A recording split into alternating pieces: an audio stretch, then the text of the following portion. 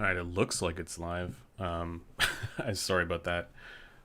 This is going to be a little bit choppy because for whatever reason, I don't know what's going on here.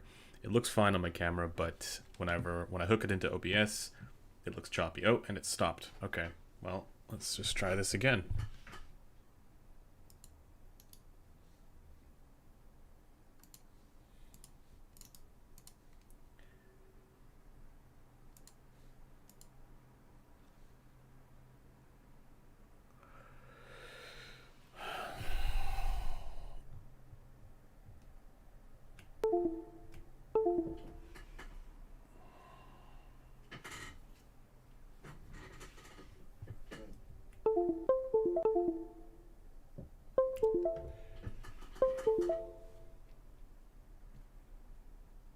Why does this keep happening?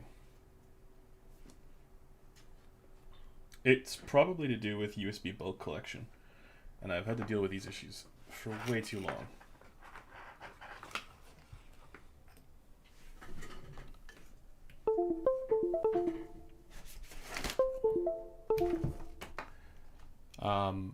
Let me know how the audio is, guys. I think I might as well start it. Let's just try and get it going here.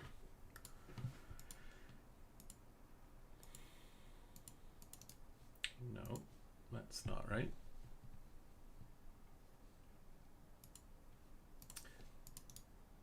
All right, I'm gonna have to fix this and figure this out. I will start the stream when I...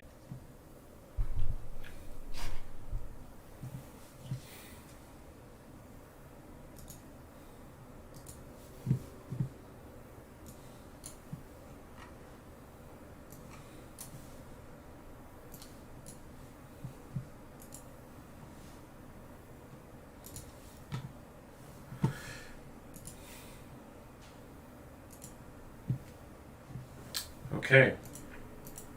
I think it's working. Have you tried shutting down and rebooting? Get out of here. Get out of here with that.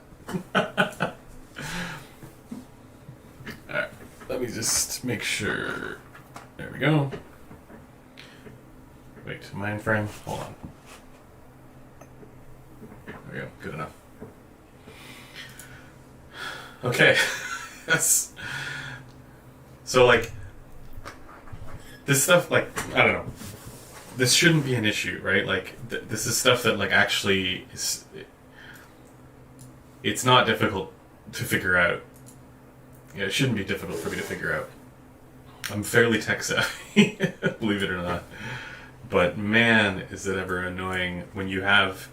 Like, I specifically got this camera because it can do USB, it can do streaming with USB, and it doesn't require the use of this ridiculous USB to HDMI converter, which depends upon USB bulk collection, which means that basically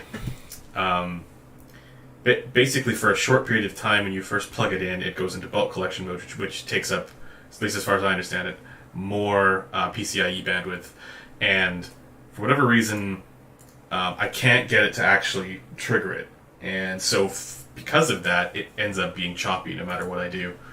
And so the benefit of getting this new camera is that it allows me to do USB streaming, or use it via USB, but for whatever reason that looks choppy as well, so neither of them are triggering USB bulk collection. So I need to figure out what the hell's going on there and why this keeps happening.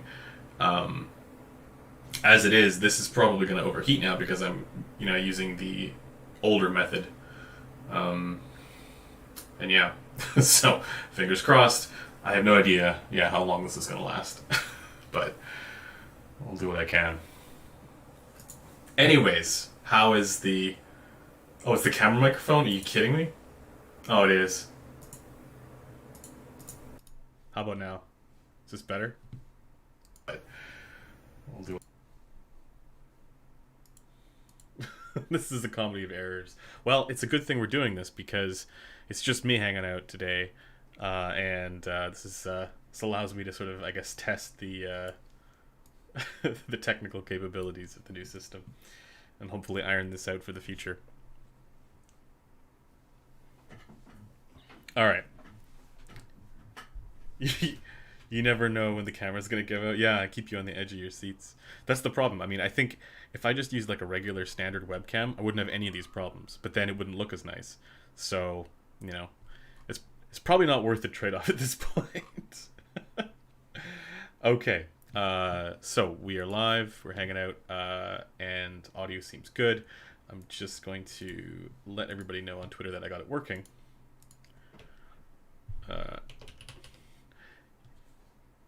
You guys can enjoy the dulcet tones of my keyboard at the moment. Boba U4Ts.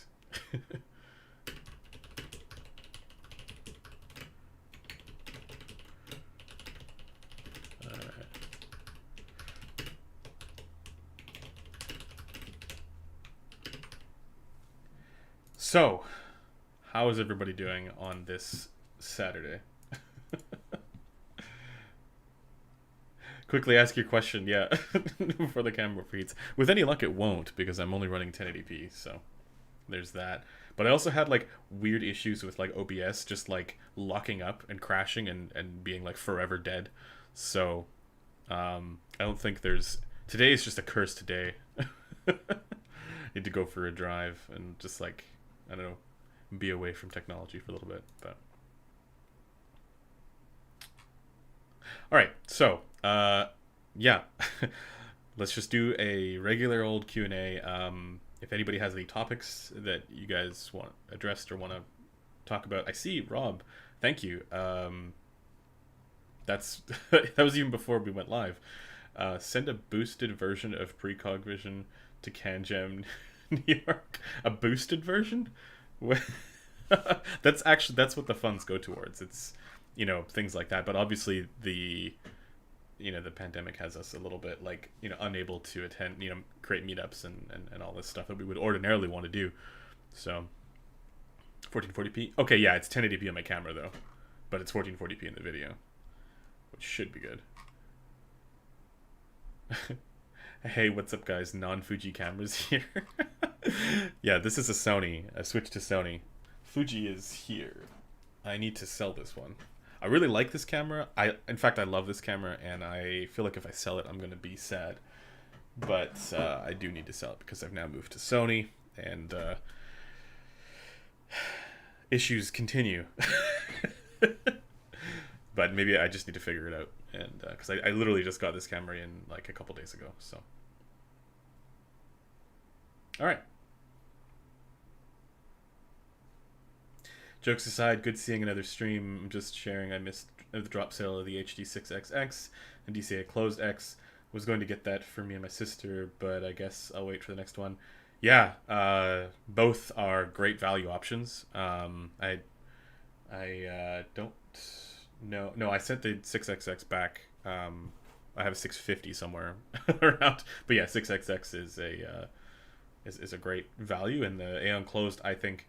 Like the drop version, I'm not sure if it's the same as the RT. I think somebody needs to get an RT or send one over and we can measure it and check it out. But I have no idea if that's the same as the drop version. But you know, I think it would be a good idea if they did, because the drop version I think is really, really, really good. And with that reduced price, it's solid. Son Goku, thank you. Does using exclusive mode on Tidal sound better? No. At least I haven't had that experience. No, I haven't. I've actually moved away from Tidal. I'm using Qobuz now. So shout out to Qobuz, because it is so much better than every other streaming platform that I've used. Much better than Tidal. As far as like, I think it'd be different if you were doing like A and B sound test comparisons. I don't know how much you'd be able to hear a difference, but like as far as transparency and showing what files are actually being played, Qobuz does such an amazing job. And then also Rune is really good for that. The only reason I don't use Rune as regularly is because I use Equalizer APO. And with Rune, you have to set your own DSP in the app itself. And it's not system-wide. And I like system-wide. But, yeah, Qobuz is what I'm doing right now. Really nice. Ray, thank you. If you have a question, let us know. If you're doing a super chat, leave the question in the super chat. That way I can read it, or that way I won't miss it. Do you think EQ can damage a headphone driver? Probably, if you just like go crazy. I mean, it's effectively the same thing as like doing massive volume changes. And there are some headphones where you don't want to do massive volume with certain areas, but not the kind of EQ that I do. Like very subtle adjustments, I don't think that can damage it. Did you get to buy the speakers that you wanted? What speakers did I want? Um, the speakers that I want are so there's a couple speakers that have really impressed me, because I'm only really interested in near field. I don't care about the big floor standing stuff. Um, I'm never in those environments, so it's nice to have speakers for the living room, but even my living room is like there's no point in those massive floor standing ones. So for me, the only speakers I'm really interested in are near field. Right now, the ones I'm using here are the Vanity Transparent One Encores, which are decent. It took me a while. They need to be on stands. You can't have them sitting on the desk. They need to be up. um, and they do sound decent, but the Head 07s are in the next room over there, and I'm comparing the two, and I'll put them in the other room and compare them side by side. The heads are definitely bigger and more high end, and they do sound better by a noticeable margin. So those ones are really cool. I will do a review of those at some point this year. I've been meaning to do it. It's just a matter of being set up in the studio to do it, and because the studio, it's like for a long time it was just like a box, and it was not a good room for actually testing that kind of stuff. It's a little better now because it's actually filled with stuff. But I need to do a little bit more acoustic treatment there before I feel comfortable with that evaluation. And then I also need to set it up so that it's hooked in with the virtual audio cables, which you need to use in order to use the linearizer. I did set it up here in my system with a linearizer, and it's actually really effective. So ordinarily the speakers they're a little more on the fun side than the flat pro use side of things, but when you use the linearizer, it definitely gets it. I think it's mostly the like upper mids that are a little bit relaxed on there, and it kind of evens it out, which is really nice. So I'll need to get that all set up, and then we'll do a review. But the speakers that have really impressed me, I mean, obviously when I went to visit Focal and do the factory tour, a lot of that was geared towards speakers because it wasn't just me. It was like a lot of folks who were part of the speaker world. And so we saw a lot of the speaker development, and we got a chance to listen to their like highest end, like crazy. It was like $1 million system. Like it was the Grand Utopias. I'm sure I butchered the pronunciation on that, but man, that was really cool. Really, really, really detailed. But what impressed me more was listening to those. I think they're called Solo 6 BE Solo 6, something like that. They're small studio monitors. They're actually really small, and they're meant to just sort of like sit there kind of on your desk. Those were like ridiculously detailed. And I was it's the kind of thing where I was like, wow, that I did not know that was possible from speakers that size. And the other ones I haven't had a chance to demo them. I haven't had a chance to listen to them, but I'm really interested in them. It's the Genelec ones. Those are the ones that I want to, like, if I could have any speaker set up, it would probably involve those. Partially because they're very highly regarded in various different speaker communities, but also the nice thing about them is that there's enough data on them where I can use them for any type of like professional applications. So the behavior. The behavior is well documented already, or at least I think it is. I'll need to double check that. But because there's so much, I guess, interest in them. So, anyways, the point being, I'm very interested in those. I'm also very interested in those. I think there's some Kefs that I'm curious about as well. But I can't remember the model name. But yeah, that's basically it for speakers for me right now. I'm still into headphones. As much as I agree with Corinne that speakers are a fun, like, if I could be in any environment, my ideal environment, I would use speakers probably all the time, but I still like the way that music sounds through headphones, even though it's less technically correct, right? Because I have an easier time analyzing the various different aspects of the music with headphones. But anyways, Michael, thank you. Thoughts on Apple Music? Um, I like, from what I understand, they actually made they have like a lossless uh, tier, and it's not expensive. Well, at least someone can correct me if I'm wrong on that. But they have either lossless or very high quality, and that's good. I just don't. I don't want to install Apple software on my system. I'm not in that ecosystem, so I don't use it. So if you are in that ecosystem, I don't see a reason why you wouldn't use it. At least as far as I understand. But again, someone can correct me if I'm wrong. I'm not. I haven't used it recently. It's just that what I read online, that there was some progress with Apple Music, which is good.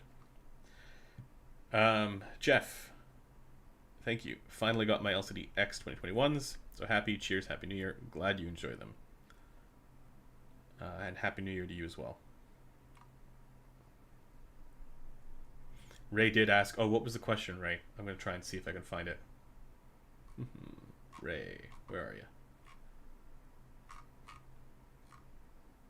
Ray, can you please compare the Celesty to the LCD XC? I'm thinking of upgrading to the LCD XC. Keep in mind, the LCD XC is one of the heaviest headphones.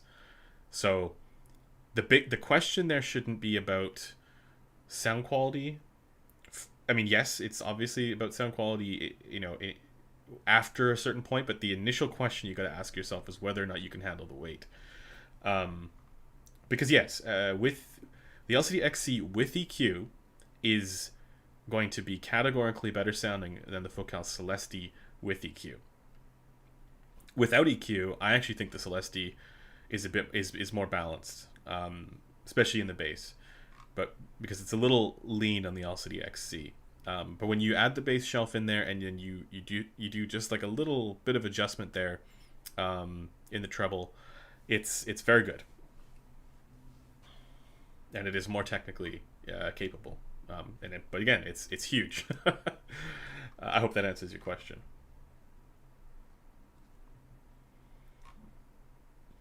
Thanks for pointing that out, by the way, Metal. There's a big difference between flat out saying measurements don't matter and saying that they don't show everything. Yeah, exactly. There's... I think you have to approach that stuff from... You have to figure out what your starting point is, right? If your starting point is, we know everything, and everything's been figured out, then I don't really think there's much conversation to be had with that position.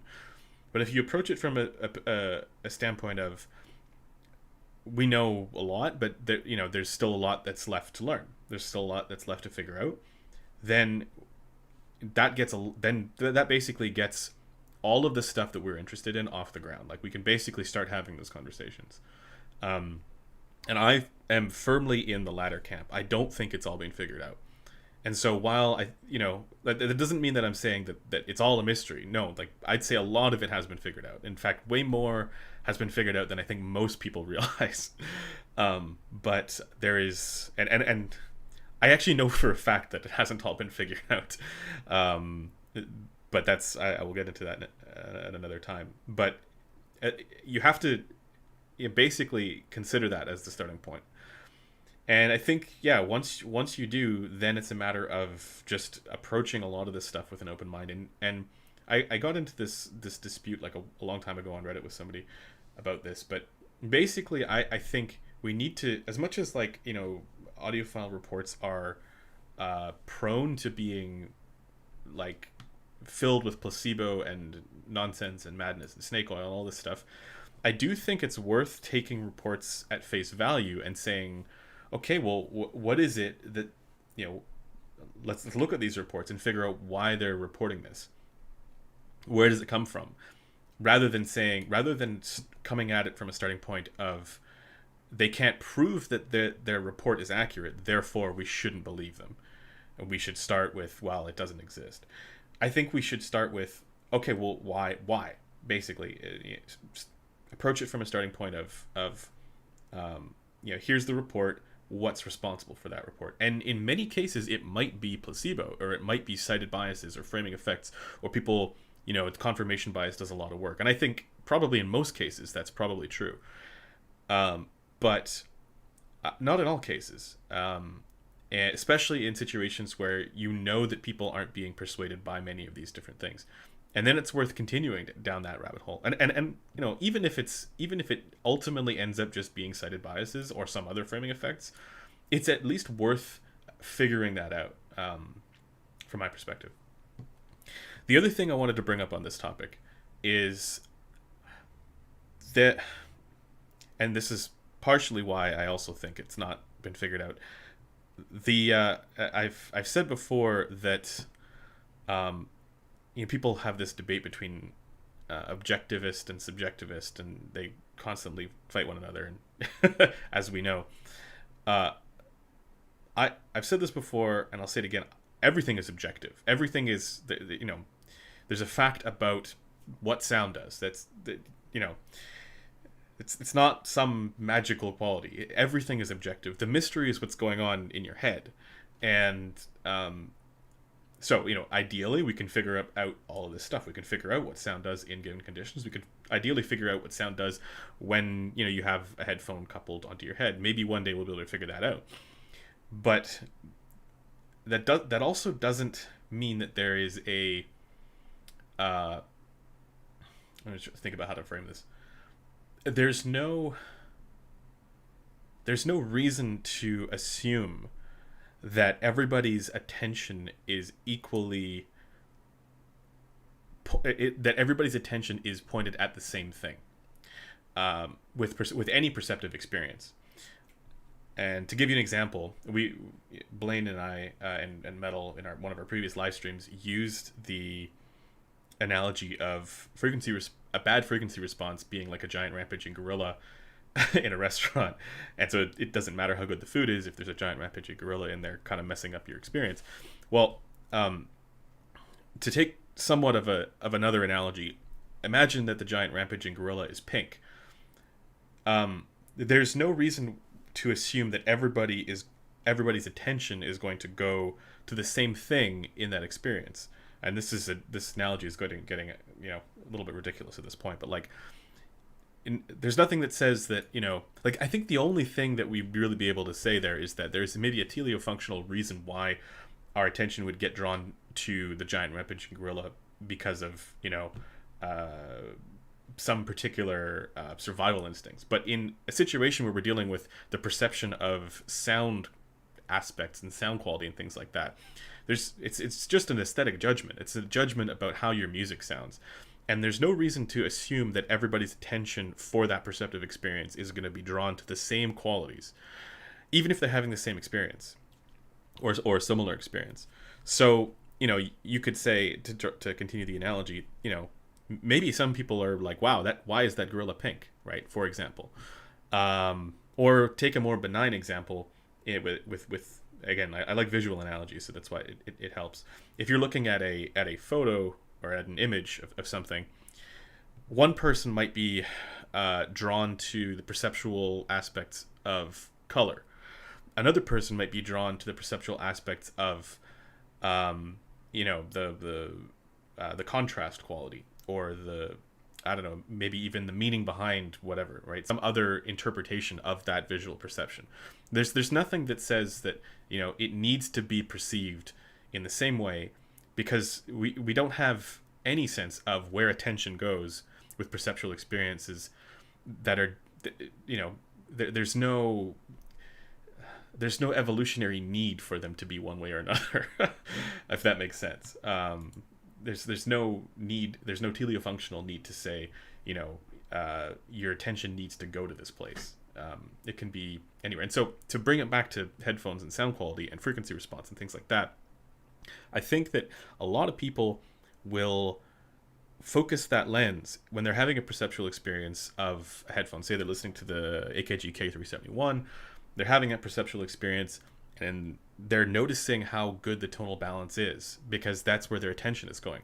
But there are other people who, their attention doesn't go to that same thing. Their attention goes to other qualities, and I tend to think that ultimately we end up not being able, like, if your attention, and this is more speculation than anything else, I think if your attention goes more to one thing than the other, it's far too common to, I think, miss all the other things that it could potentially go to because it's just so obvious in the first case. I don't know if that makes sense, but that's kind of like where I see the biggest mystery here. So that even if we do think that most of the stuff's been figured out, there's still that element that's a major mystery. And again, that's why I say it's all objective, but the mystery is what's in here. Sorry, that was a rant. Let's continue with Q&A.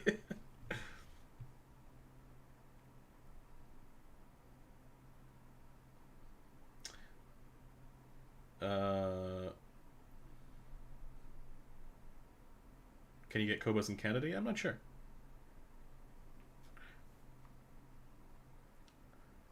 No, I just talked to the gentleman from Kobas when I met him.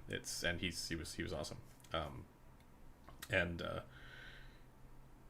so there was a way to get around that, but I'm not sure. I would like it to be available in Canada.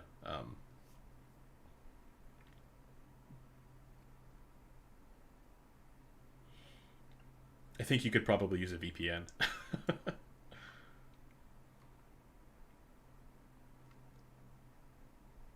DT 1990 may be more detailed, but to me they sound unnatural and they're sibilant. They are sibilant. Yeah, it's not like, I don't understand it. I'll need to get another one in and do another review, or more modern review.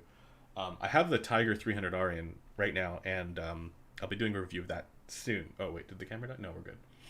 I'll be doing a review of that soon, but I'm trying to find it. It's somewhere. But that actually is surprisingly detailed, and it doesn't have like it's a bit of a mess without EQ, but like I had a much better experience at the end of the day with the Tiger 300R than I did with the DT 1990. So it just wasn't that special if you're not persuaded by the sibilant peak. It's fine in every respect. It's just, it's not that crazy. It's not like I saw it on the top of some list of like best headphones in 2021, and I was like, how is that headphone up there?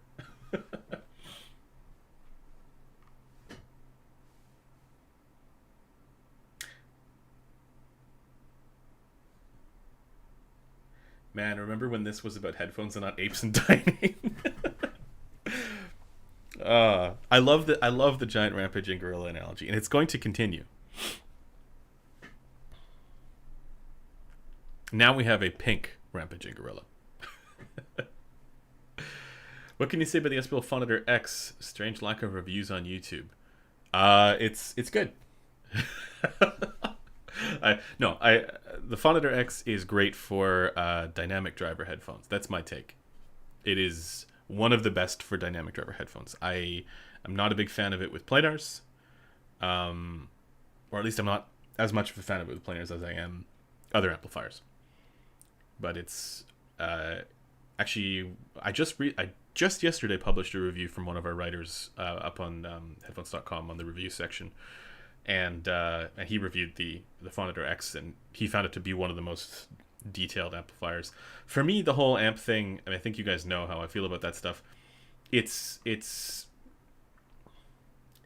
the difference is, I think it was actually Torque who said this a long time ago, but it's one of those things where like once you do hear the differences, suddenly you feel like that really matters. But I don't know, like I think if you take a little bit of sort of perspective and step back, it just doesn't matter as much. We'll be getting getting the ABX comparisons out soon, once I have that actually running. At the moment, it's still just a PCB. So hopefully by the end of the month, I'll have something that we can reliably say, okay, push a button and it swaps it over. And we'll be able to publish the results. And I think there's going to be some surprises.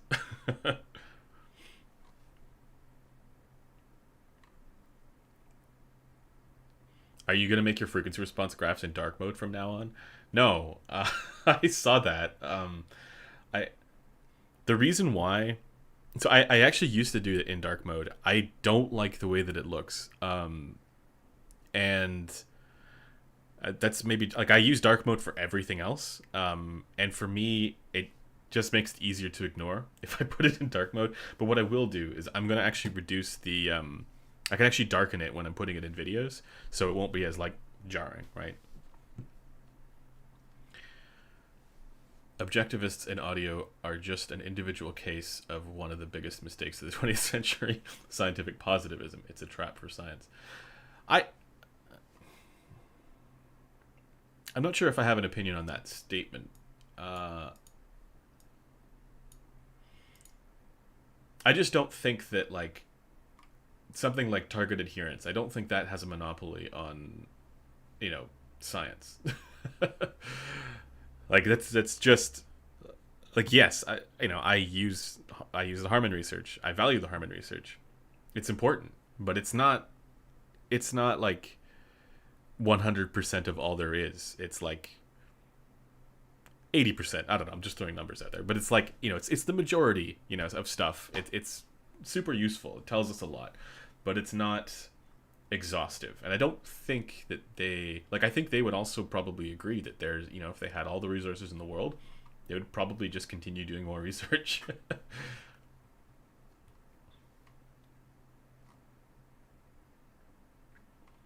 yeah, I don't think that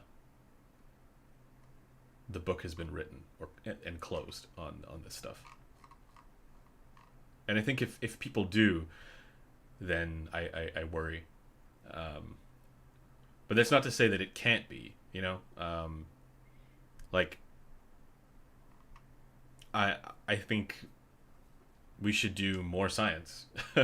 Like more actual science, not just, forest for the trees kind of science. Like I think we should do like, more listening tests and, blind tests and subjective, even more preference research, because I think there's more room for that. One of the things I actually want to, I'd be curious to test and see, I don't know how you would control for this, but like to see whether there's a difference in hey, what's up, Corinne? Whether there's a difference in like, I think it would be hilarious, but like whether there's a difference in like perceptive ability between audiophiles and like, non-audio files, and to see if you'd get different results. And what I think would be funny is like if you didn't end up having different results, what does that say about audio files? They're not special or extra perceptive. So anyways, I think that would be a fun study to do. But yeah, that type of stuff, I think just we need to do more of it. Joel, thank you. How does the Focal Clear MG, Odyssey LCD X, Ross and Rad Zero compete in terms of the dip in the upper mid/lower treble? AKA, which one's the darkest? So, I think you can get an answer to that just by looking at the frequency response. The Odyssey LCD X 2021 is a lot more normal than they used to be, right? But it's still a little on the warm side. Like it's relaxed mostly at around 4K, and then the rest of the treble kind of comes up, or you'd see it this way. The rest of the treble comes back, and it's actually pretty good in the rest of the treble. So it has ear gain. It's not to the full level of that upper mid range, right? It's darker at around 4K, I guess. The Focal Clear MG is different because it's still a little bit closer to the original Clear, which has more ear gain there, up to 3K, and then where it's a little bit more relaxed. It's not. I wouldn't say it's dark, but it's more relaxed in the mid treble compared to the previous one. and then you get the upper treble coming back, like 10 or 11, 12K stuff, 13K, and I think even higher than that. So there's more upper treble, shimmery stuff, less mid treble. I wouldn't call them dark though. I'd say they're about the same, just as the previous version, just not as gritty, I guess, in the mid treble. And then the Rad Zero is kind of closer to like an older Odyssey with no ear gain other than up to 5K. So you basically get a slope that goes all the way up to 5K, and without any ear gain at 3K, which means that it's great for certain genres, but for other genres like I don't know, jazz, I'd probably want to EQ in a little bit of ear gain there. But again, I think it also depends on which Rad Zero, because as far as I understand, he customizes stuff. So I'm not totally sure about that.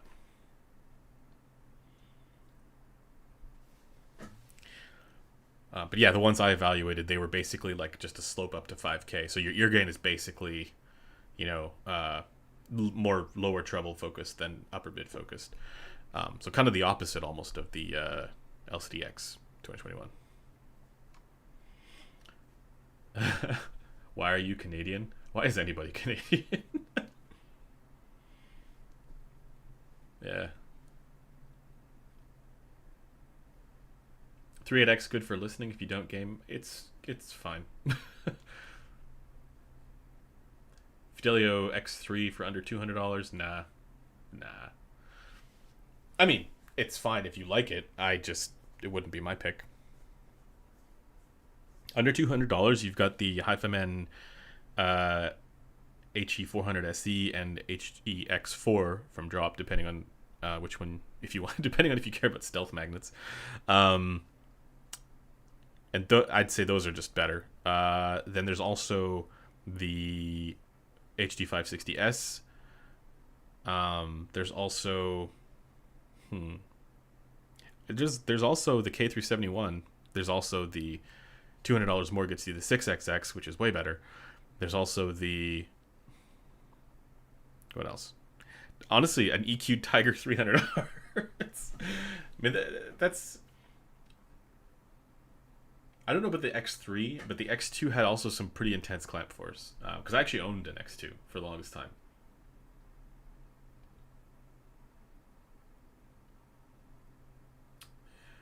The Harman target, remember, is just the lowest common denominator. No, it is not. People need to read the studies.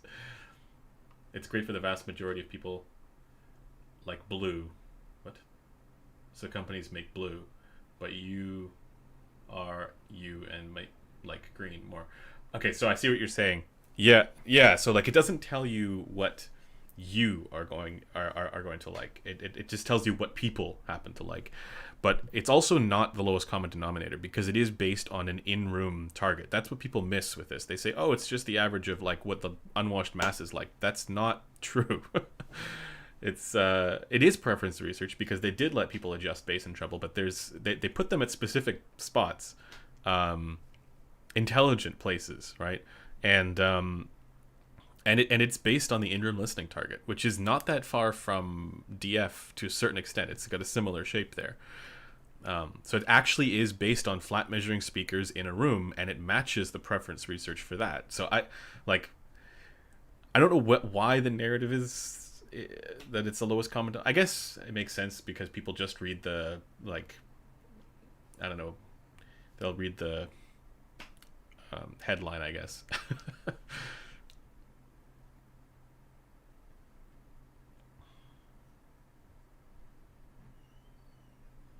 The other thing about Harman, and this is something that, like, I don't know how many people realize this, but like, for open back headphones, I don't think that you should ever expect it to achieve Harman, because there are serious limitations, especially with planars. There are serious limitations with open back headphones, especially, when it comes to the bass shelf, like the Harman bass shelf, that's not achievable with open back headphones, at least with that exact kind of shape. So there's no reason not to EQ that. Like if you care about getting it to that target, and I know a lot of reviewers do, like you have to basically expect to EQ. And so I don't think it's a failure of a headphone if it doesn't achieve that bass shelf. And a lot of people will read it, they'll see the frequency response and go, oh, like, it doesn't match there. Okay, but I don't think we could expect it to. Closed back headphones are different. I think there were the only ones, like there may be some that do it with some unique damping or something that might be able to achieve it. But yeah, like so for example with a planar, there are two ways of doing it, and nobody really does either. And even then you wouldn't necessarily get it. So remind me that I haven't tested the carbon yet. Okay, reminder to Critical to test the carbon. I am curious what his thoughts are on it. To me, it sounded like... Okay, so like, again, this one that I felt like I had to EQ as well because it was just too focused towards upper mids and not enough mid treble. But I think that tends to be like the recent thing for Odyssey tunings. But it's I think it's an E-stat that has a more natural timbre than other E-stats, whatever that means. But that's really the key thing about the carbon. That's like the biggest strength. For the other aspects, again, maybe I was limited by the energizer I was using, but like I don't think it was better than the LCD5 in any meaningful way. So +6 below 150 hertz bass boost for an open back should be the future of headphone tuning. Yeah, so like I agree. It's just that I think it's probably easier to do that with a dynamic driver headphone than a planar. Specifically because that Aurorus Audio Borealis, it doesn't have the sub bass, but it's got kind of like the first half of the bass shelf that you want. And so that's, the closest that I've seen to that kind of like distinct bass shelf. The other ones are sort of like, even if they're like elevated, they'll just sort of like roll more gradual, even the clear is a little more gradual there. So, and the Alex and all that stuff. So, yeah, I think you can do it a little more easily with an open back. With a planar, I don't know how that happens. Like, I think you'd have to do something with the resonance frequency. Because they'll... if it's coupled to the side of the head and sealed, then it's going to be just flat down all the way.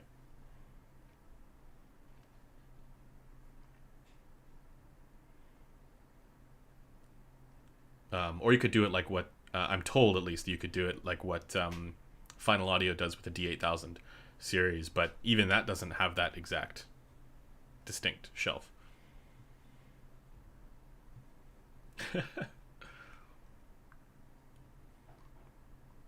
But yeah, I agree. Like, it'll be cool when we figure out ways of making, I don't know, open back headphones that have that bass shelf. Because, yeah, I agree. That's what I EQ in, and I think it sounds good. But for me, it's like, yeah, it's those planars that have like really good bass extension that are flat all the way down. Like when you add a bass shelf to them, they sound amazing. And so, I think obviously it would be great to do that, especially the oddsies. Like, and this one as well, it's closed, but like, they sound really good when you add a bass shelf. So I figure, why not? Thoughts on the Diana TC? I don't have any because I haven't received one, or I don't expect I will. I did see Josh's review on that, and there was a bit of drama about their response or celebration of his review. I don't expect that would get similar. Like if I did a review of it, I don't expect that it would get similar treatment unless I gave similar kind of glowing feedback, which I can't say whether or not it would get because I haven't evaluated it. I haven't seen a measurement of it. So yeah. And I don't think, like, when you see comments like, our stuff is far beyond frequency response. When you see comments like that, I don't expect that it's something that they would have any interest in me covering, even though I would love to. Even though and this is the thing, like if they fully understood my position on these things, they'd probably have more reason to actually send it than not. But I get the feeling that, like, from their perspective, anybody who's focused on measurements even a little bit is like, nope, bracket them off into the not interested category. Maybe I'm wrong about that, and I'd love to be wrong about that, but I strongly get the sense that they're as anti-measurement as it gets.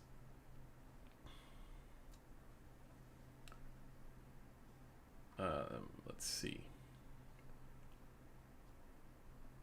Which energizer were you using? I actually used two with the Carbon. I used the energizer from the Shangri-La Junior, the big honkin' over, like the massive thing, and I also used the IFI IESL stack, which it allows you to use other amplifiers, like regular amplifiers, with the stack's Pro Bias output. And I didn't really hear any difference between the two energizers. It was quieter on the IFI, but that's about it.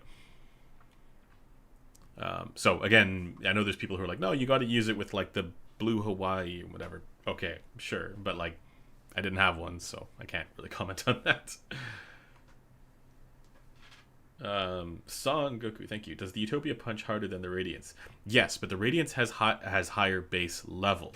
So if you index more for bassiness, the Radiance is more bassy, but the Utopia is definitely more contrasty, if that makes sense. I see you have the Odyssey LCD XC on again. Is the weight not too much of a problem now? No, it's always a problem. It's not a problem if I've gotten a good night's sleep.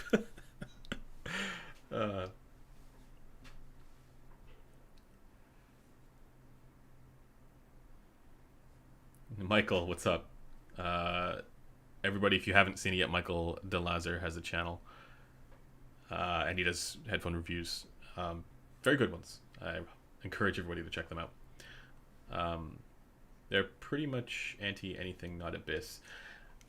Yeah, so I don't have that. Like, I think if people approach that channel and recognize what it is, I don't have any issues with that. Like, I mean, obviously, I disagree with a lot of the takes, like a lot of the, anti-measurement sentiment, I think, or anti-evaluative sentiment that they have. But I don't have any problems with what they're doing. I actually find their videos, like, they're fun to watch. So I don't have any issues. Like, I think people didn't like, I can't remember what, there was some recent drama about, like, deleting comments that I saw on Reddit, but I don't have any issues with that. That's because if you even if it was like misplaced, if you think that somebody's like trolling you and you're a business, it's you could just spend all day dealing with it, and not actually get anything done. So it's not uncommon. How do you EQ the Tiger 300R? I actually have a profile up on the Headphone Community Forum with the EQ there, so that's got those values in there. By the way, Kryn, if you're in here, you need to get a new Tiger 300R in, because my measurement does not line up with yours at all. At least not in the bass and in the mids. And I did everything I could to try and get it to match, and it doesn't. So maybe they changed something with the pads or something.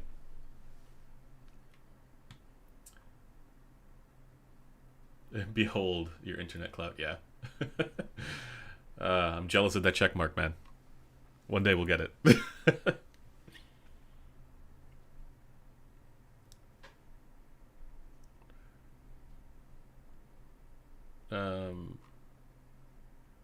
Any more questions here? Utopia versus LCD4 or D8K Pro to pair with 1266 5TC. It's interesting. I'm going to say Utopia. Why? Okay, so you have, like, you've heard, like, that sort of ridiculous planar magnetic technical performance with the 5TC. And like, again, I've said it before, like, yeah, sure, it measures like, a dog's breakfast, but if you listen to it, it's one of those counterexamples, right? That measurements aren't everything, and yeah, it's very, very detailed, and it has all those technical qualities that are desirable. But I would recommend the Utopia there, because on that, out of all those ones on that list, that one's the only one that's actually a, let's say, more normal frequency response, and it's worth having that as sort of a reference point for what stuff should sound like, at least for the tonal balance. For all the other qualities, I do think that the Abyss AB1266 5TC is more technically impressive. It's the most technically impressive on that list, I think. But yeah, for tonal balance, the Utopia is clearly the best on that list. So I would say Utopia. That way you get you get a sense of both, right? You get the more esoteric tuning with the technical qualities of the 5TC, and you can be like, okay, well, what do I really value here? Or do I prefer that? And then sometimes you might be like, well, I want to listen to this track with the more, correct tuning, or like normal, I should say, because, what is correct? It's art at the eardrum.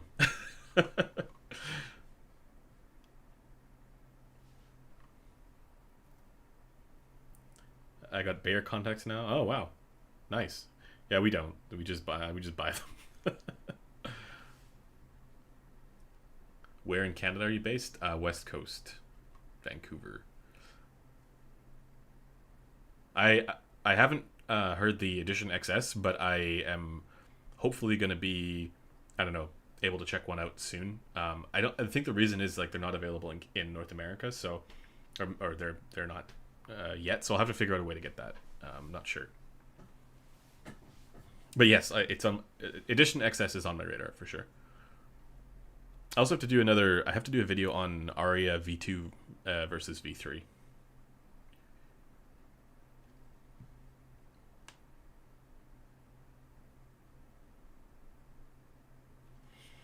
Hello, LCDX and LCDX owner here. I find that the LCDXC, to get the bass response similar to the LCDX, I have to bump the 30 hertz plus 2 and 60 hertz plus 3, and I am running off the SPF monitor too.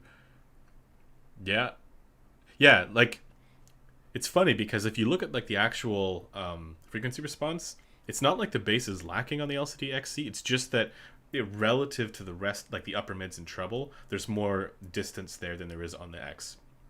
On the X, you'd see it backwards. This is bass. So you'd hear on the LCD X, the ear gain region is quite a bit lower, and there's not as much of it. So, relative to that, you actually get more, like the bass is stronger, I guess. So that's that's why, like, for me, like I say, like the LCD XC, when you dial it in with EQ, especially giving it a bass boost, it really shines.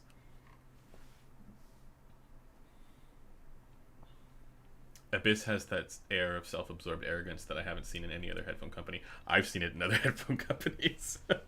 Not gonna say who, but it's actually, yeah. I mean, there's definitely a I don't know, an old guard, an old boys club. I don't know if that's the right term, but there's that sort of like, I don't know, that mentality there that I've come across it a number of times. I think though we're in an era these days of, a lot of new people coming into it. There's an influx of new voices, like for example Critical as well, and yeah, I mean it's more. I'm just excited for. It feels like a turning point, or at least the last little while has been a bit of a turning point. The more younger people and newer people are coming in, and the more people are focused on science and information and data and this type of stuff. So it's encouraging. At the same time, there's one thing that I have to give. I mean, there's a number of things I have to give Abyss credit for, but in particular, they are that example, that counter example that, like,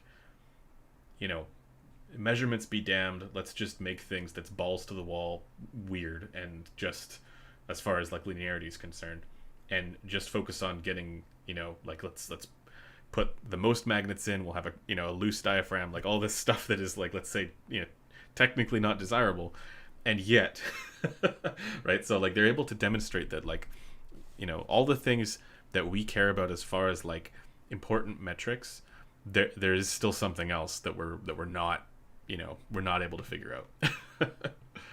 And I think that's an important voice. That's an important like consideration. Zach and Bevan are the most pleasant people I've ever met, both online and in person, multiple times.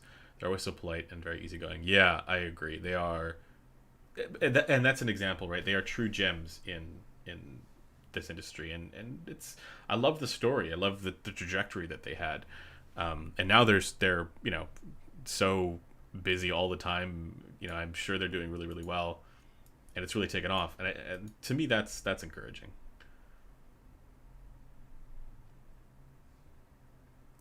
And yeah, also like from all of my interactions with them, they are the nicest people.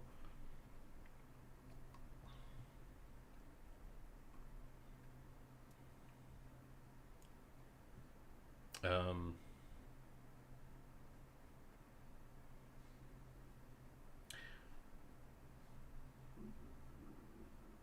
yeah, I'm interested in the TC, but I'm taking Josh's review with a grain of salt.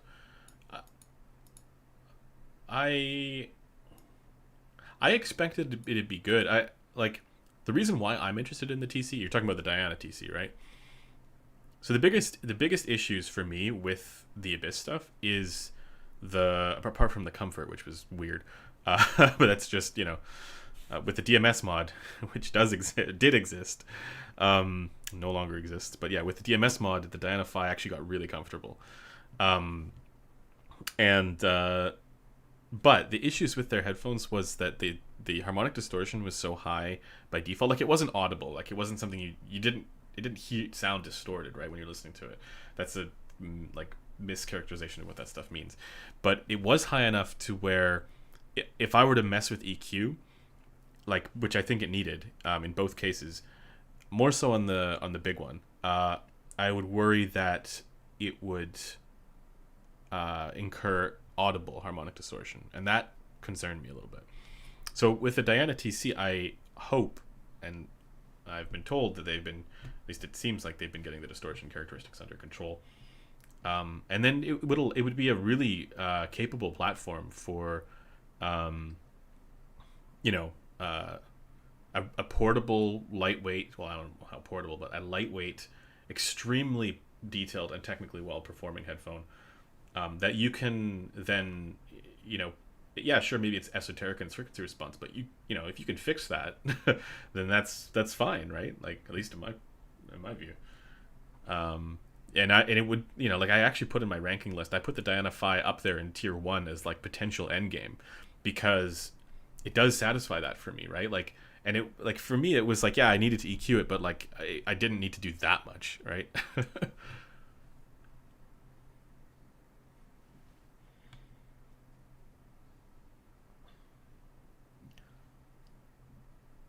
uh Can we expect to review the Aeolus you have behind you? That's a Verite. I need to do a modern day review of a couple of headphones. I have to do TT 1990 Pro. I have to do. I should probably do the Verite again.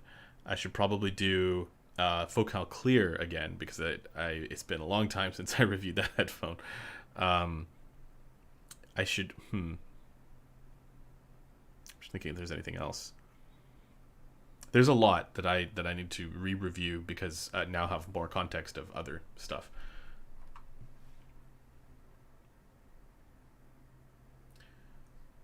But I would also like to review an Aeolus. Oh yes, I need to review an updated LCD2 2021.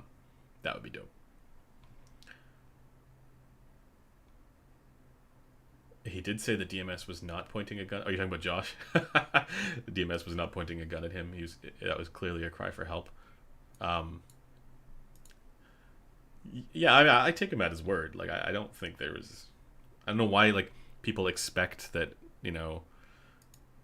because you see this that they're like out to swindle people. Like stuff that you can't know. I don't know why you. I mean, I guess it's easy to jump to like the negative conclusions because if you follow those incentives, sure. But like I don't expect that happened. I don't think there was any back channel say it's good. No, I don't think that's the case.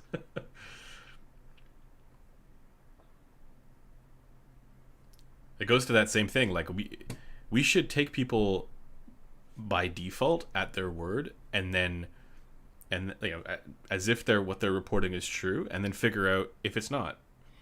Because it's I don't want to say it's like one of those like innocent until proven guilty things, but like we should at least trust the reports at face value initially, and then we figure out where that comes from or why those reports are what they are. Maybe it leads you in one direction or another, but I don't think we could, just because otherwise, like, what's the point of saying anything?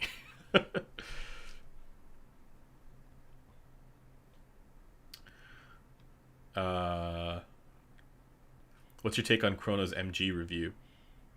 I agreed with his description. I just found that I preferred the focus that the mid-treble elevation on the original Clear gives you over the smoothness of the MG, because what I didn't like about the MG was the upper treble. I found it too shimmery or too distant from the mid-treble.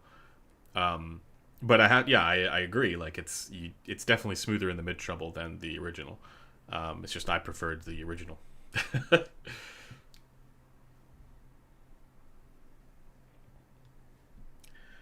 People call me a madman when I said the Verite had wonky tuning in 2019. I didn't call you a madman. I knew it had a wonky tuning. I use the BE2 Suedes because they're easier to EQ.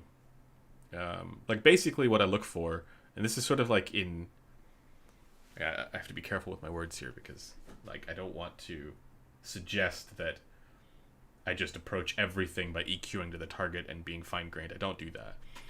EQ, as I said this in the last stream, EQ is part of the process, but it's a subtle process. And for me, what I look for oftentimes is, whether or not something is easy or difficult to EQ.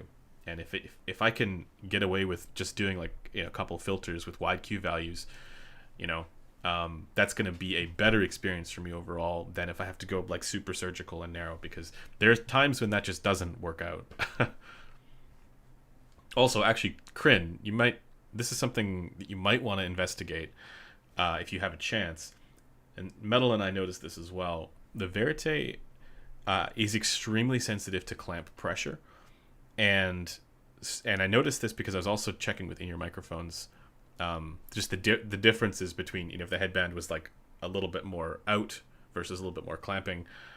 So pad compression has enough of a difference where like an EQ profile would not be applicable in both cases. So you have to use your ears on that, and it's one that like it was such a dramatic difference on the rig when I was measuring it as well, like just on the Gross, that I am not confident in Gross measurements of that headphone, and that's also why. Like, I don't know. I actually ended up using in-ear microphones to EQ, or as my reference point for EQ, because I couldn't be confident that the clamp pressure on the rig was exactly the same as it was on my head. So, I do recommend trying that. But yeah, actually, what Metal says is right there about the 5 to 5.5K resonances.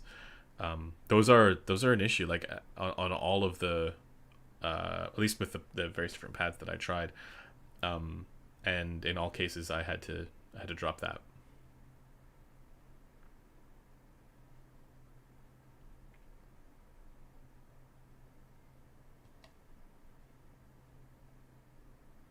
Yeah, Michael says the same thing. Yeah.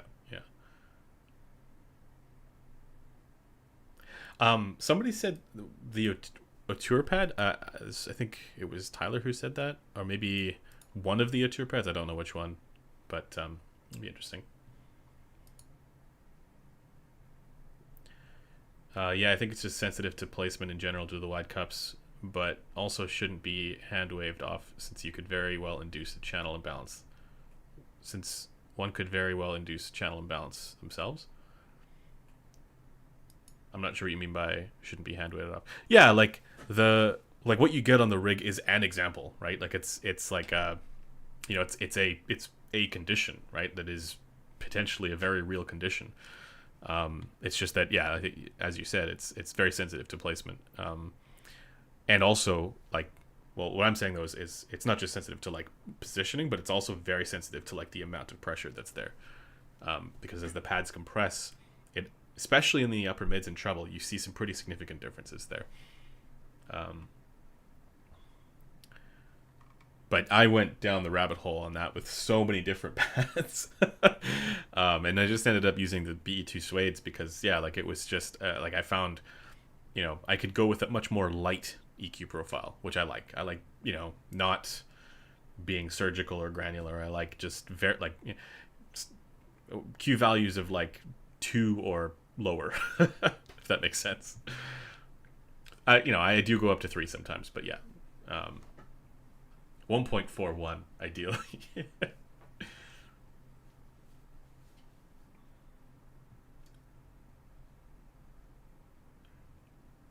Let's see.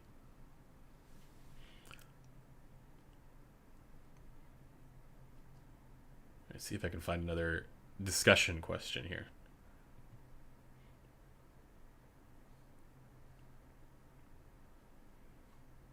Doing EQ by yourself is something most can't do without plenty of practice. Also, paying a few grand for something and then fixing it yourself can seem off-putting. Yeah, I agree, and that's why I think like, it's why I think that like, well, a couple things. One, I would love to see, and I think Metal would agree. I would love to see frequency response measurements.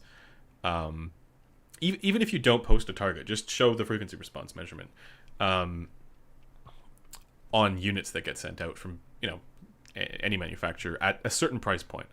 I'd love to see that. The other, and then that way you can actually tell what to do. The other is, at the very least, yeah, stuff should be reasonably easy to EQ. Like, I know that's asking a lot because I don't think manufacturers are going there. Yeah, let's make something that people are going to EQ. Like, I think they're going to try and make something that is ideally what they think people will like, and so that there's a bit of like cognitive dissonance there. But I think you get around that problem by, well, for starters, knowing how things should measure, but then also creating providing the measurements along with a given product. But that's just like, that's not any particular manufacturer. That's just what I wish would happen across the board. But there is still a resistance to measurements. I see it a lot. I see a lot of, I don't care about this frequency response gobbledygook. I've literally seen that comment, and I'm like, okay.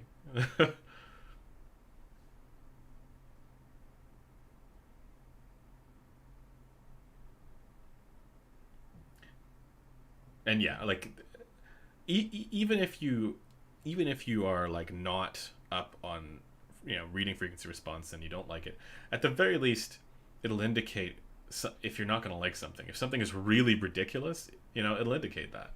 Like those, like the Odyssey, what was it, the memory foam pads, LCD-X with a memory foam, right?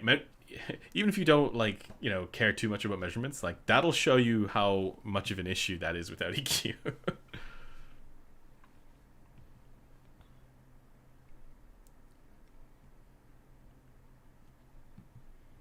I'm currently loving the LCD-X with oratory EQ. I haven't tried that. I haven't tried his EQ.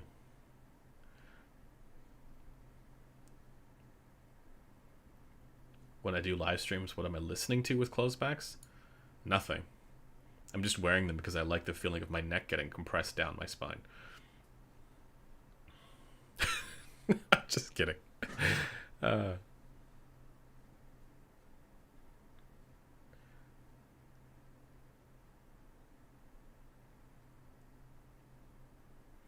feel more comfortable with headphones on than headphones off.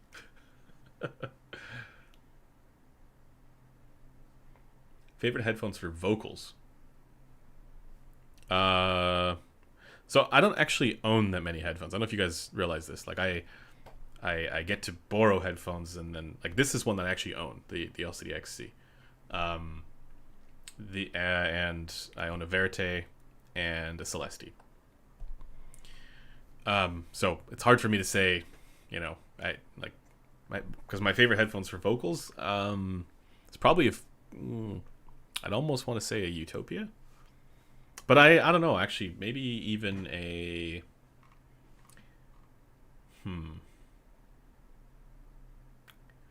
Utopia is up there.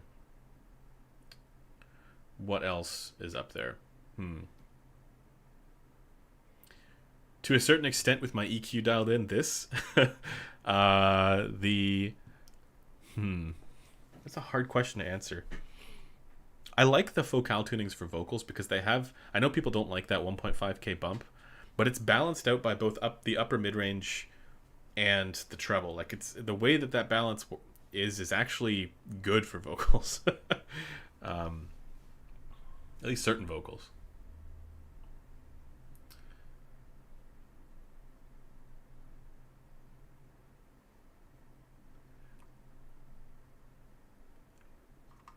Yeah. Corinne, that's the downside with making videos that are effective on YouTube. But yeah, if anybody doesn't know, like, yes, Corinne is very popular on YouTube now, but he's also got many years of experience with this stuff, and even beyond the ranking list, like he's got many articles that are extremely in depth and worth reading, especially the tonal technical dichotomy, which I shamelessly plug at every opportunity.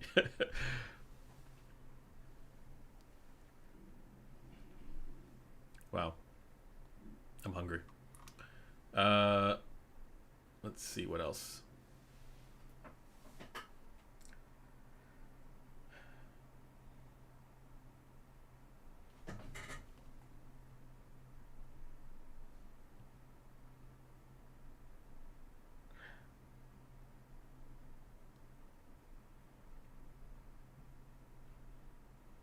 Need a discussion topic here. Are there headphones you review and personally don't like, but feel lots of others would? How would you go about reviewing something like that? Yeah, there's actually lots of examples of that. In fact, that's why my ranking list is the way that it is, because there's a whole tier there. It's tier 5, that I think I categorized it as. It's not for me, but I can understand why somebody, or yeah, I can see why somebody else might like it, or I can see why people like it. And there are headphones there that, like, even like really high end headphones that are there, that just for one reason or another aren't the one that I would end up buying, because of a particular deal breaker, for example. Like maybe it's comfort related. There's a lot that are comfort and ergonomics and usability related, but other people might not have those issues. So, like I think a good example is the DCA Stealth. That one, it's in tier 5 for me because the position that it was on my head, the tuning ended up being kind of shouty. But then if I moved it to like a little bit further forward, to where my ear was it was a slightly different position, it was less comfortable and it was a little more awkward, but the shout went away, right? So for people for who it's more comfortable in that position, yeah, it makes perfect sense, right? It's fine, but it just wasn't the right kind of thing for me. So that's a good example. Also, yeah, man, like those DCA headphones with the driver damping and all that stuff, for me, it's just like a little too much on the lack of contrast. Like it's on the wrong side of that. Like for me, again, like I know there's a lot of people who don't hear that quality or don't care about that quality, but for me, it sounds like it's just missing something. I don't know. But that's just like across the board. Like I haven't heard a single one of them that actually that had that quality. But at the same time, one of my favorites of theirs is this one, the Aeon X, as I was saying earlier. The frequency response of that one is so unbelievably good for a closed back headphone at that price. I don't know, it's fantastic. It's not the most technically impressive, but it sure is for its frequency response.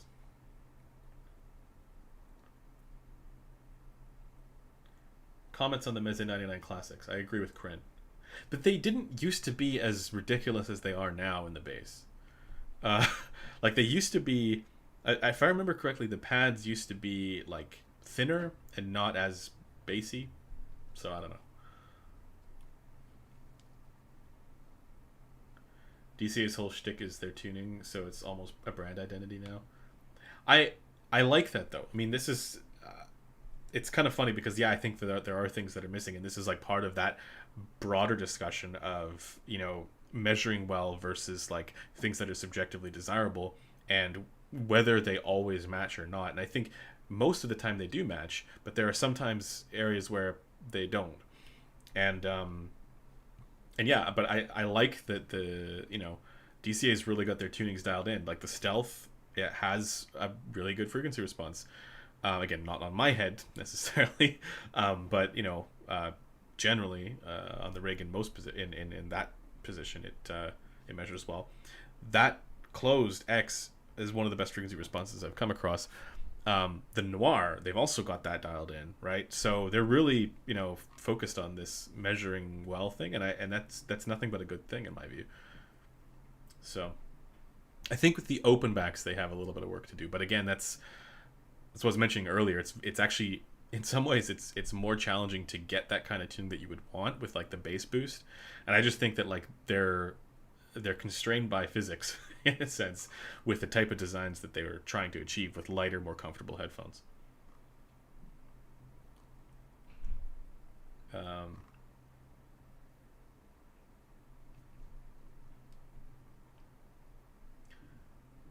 Hot take, but I think built-in DSP units should become far more common to correct FR to the intended response instead of mega damping stuff. But who knows? Yep.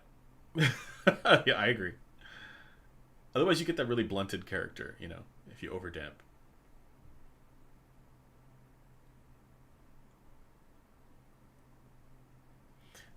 So that's something that you're talking about, like subjective detail can be lost by doing it using materials. That's something that like you can demonstrate this with EQ in conjunction with some of those tuning inserts. If you EQ it to the same level after putting the tuning inserts in, it still is blunted. It still sounds lopped off.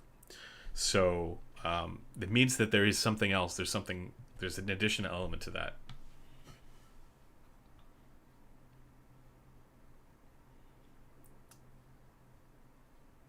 My endgame closback would be DCA Stealth just because of the black and red aesthetics. I know it's funny. I didn't mind the way that it looked. I know some people did. They thought it looked gamery, but for me the black. I want everything to be matte black. So just matte black everything all the time. It's one of the few areas where MKBHD and I align.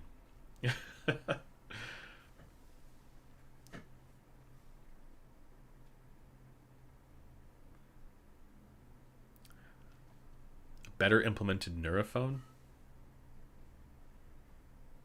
I don't know.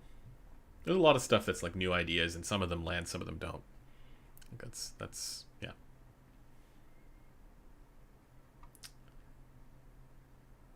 Oh, here we go. This is a spicy one. What's your take on Sharur? Oh God. So less about him and more about like that in general. There are people who try and I mentioned this before, but there are people who try and review things, or they'll claim to be able to review things without actually having ever heard them. They'll look at the frequency response and they'll just do an analysis of the frequency response. I have pretty serious issues with that because like that basically assumes it's one of the most like forest for the trees issues. It basically assumes that it's all been figured out when I think we can demonstrably show that it hasn't. I just like what Oratory has said many times. You have to, for the same reason that if you're measuring a headphone, you have to listen to the headphone and get a sense of what that sounds like so that you know that your measurement is correct. For that same reason, looking at a frequency response graph and trying to evaluate purely based on that is just nonsense, in my opinion. So, yeah, I think it's probably best to err on the side of, folks who are actually listening to the headphones and doing the measurements, because that's the conjunction of those things I think is key. And for the same reason, anybody who's done measurements knows how significant, placement and positional variance can be, and where when there are times where like the measurement doesn't actually tell you everything. Like there are places that are, I actually found one example with the LCD XC. There's like a 5.6K peak that shows up in the measurements. It's not there. It's not actually audible. So there are times when they don't always align. Yes, the couplers are rated for accuracy below a certain, below 10K. But that's not to say that they're infallible or perfect, because you have to deal with, well, A, the positioning, B, the clamp pressure, and then C, that particular anthropometric pinna in the case of the Gross, right? The B&Ks, it's slightly different. So the features that you see, like, for example, in the anthropometric pinna, you have a 9K notch that should be there, and then there's also a 13K peak, I think. But yeah, there's some features there that if you didn't know those features were supposed to be there, they would look bad. But yeah, so I think you have to listen to the headphones. I don't think you can review based purely on looking at measurements, because there are way too many issues like with that. But I haven't actually, like, as far as the person is concerned, that particular person, I haven't actually encountered him. Like, I've never had dialogue with him, so I don't know. How are the XC's dynamics compared to the LCD-X? I don't know what you mean by dynamics. But I think okay. If you're looking for that sort of like contrast quality, neither of them are like that great. Which sounds weird because these are big odysseys, right? Yeah, neither of them are that great. I actually think that most planars are kind of not that great at that quality. At the same time, they're not bad either. They're not like, again, they're not like the Aeon Close X, for example. So I think that like there are varying degrees. Like if you're looking for like that quality, if you really care about that quality, I don't know why you would go with a planar. I think you would do better with a dynamic driver headphone like a Focal Clear, with something that has that excursive quality. And it's very obvious. Like you just compare them side by side, like same volume level, EQ'd roughly to the same thing. It's like, yeah, this is obviously more punchy and impactful and contrasty on the Focal headphone than it is on the planar. Doesn't matter what planar. The only planars that actually have this quality really well are like the Abyss AB1266, where especially if you have it slightly decoupled, because the bass goes up like crazy. Odyssey isn't dynamic, it's a planar. Exactly. But then also the original HE6 has the original, like not the new ones. The original HE6 has it. But and I've been trying to find this quality. Trust me, it's very difficult. I have, if you could see my desk at the studio, it's full of things that I can't talk about that I'm trying to test. That it's very difficult to find, because for every time you find an example, there's another counter example for that parameter that you're testing. It's not easy to figure out.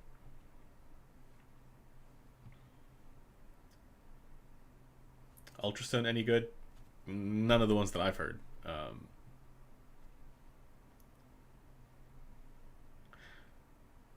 But yeah, to get back to that question of LCD-XC versus LCD-X, I don't think there's a major difference between the two for that quality. I think you might feel it more with the X when you get the bass to be at a similar level. I think you might feel it more, but yeah, I don't think there's that much difference between the two. How do materials of your eyeglass stems affect the sound? Ever tried swapping them to felt? I don't know about the materials, but the thickness certainly does, especially with planars. Because if you're listening to a planar that depends on a front seal, like here, I sound like Blaine now.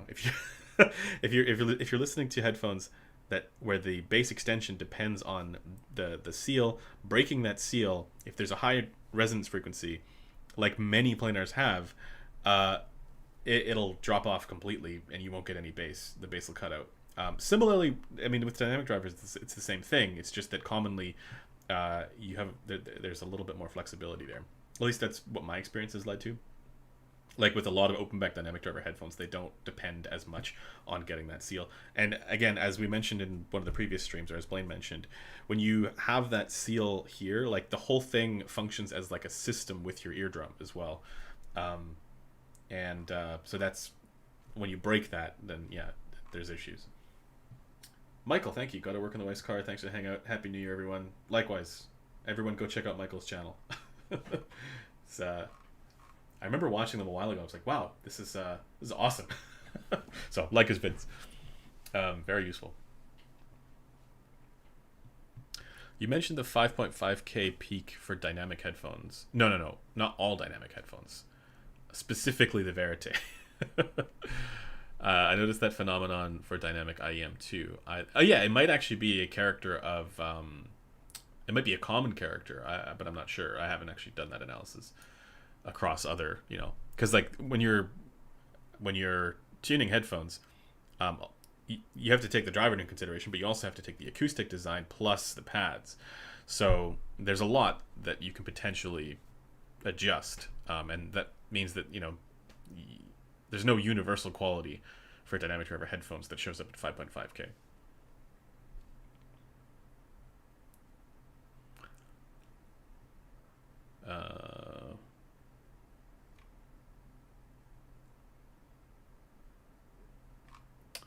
Let's see. Planars lacking weight is interesting. I didn't say that. These are very heavy. You try high-end Odysseys? Yeah, of course. Actually, yeah, LCD4 is another example of something that has that expressive quality. It does it very well. Which is interesting because it's very highly damped as well. People didn't realize this. The LCD4 driver damping is extreme. And so when you break the seal, it doesn't have the resonance frequency. It doesn't show up at all, meaning that it just sort of tapers off, falls off a cliff. So it's not, like I thought for a while it was maybe associated with how low the resonance frequency was and potentially the coupling on the head. And maybe there is still something to that, but when evaluating the LCD4 against the LCD5, it was interesting to see that the 5 had a lower resonance frequency and was less damped, meaning that it actually did show a rise slightly, very slightly, and the LCD4 didn't. It just, again, cratered. And yet the LCD4 had a bigger sense of that punch and impact than the 5 did. And keeping in mind that in both cases, those are actually coupled to the side of the head where the seal is intact, and which means that you do get the full bass extension. So there's no... It's not like I was getting incremental or like a subtle leak somewhere that would actually cause... Because even if I did have a subtle leak due to the contours of the side of the head, it wouldn't actually incur any kind of boost with those headphones. Or at least, I mean, maybe slightly on the 5, but not at all on the 4. So I think those are two counterexamples, is what I was saying earlier, where I'm going through this testing, trying to figure out where this comes from. And those are two counterexamples when I was doing the testing between those two. And I think at this point, the only thing that I can say is that there may, we have to think less about like specific indicators in frequency response, for this type of characteristic, and more about necessary and sufficient conditions, because at the very least, there doesn't seem to be any easily identifiable sufficient condition for this quality.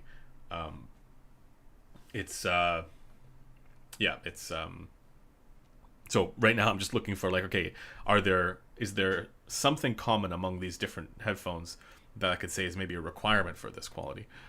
But it's too many counterexamples.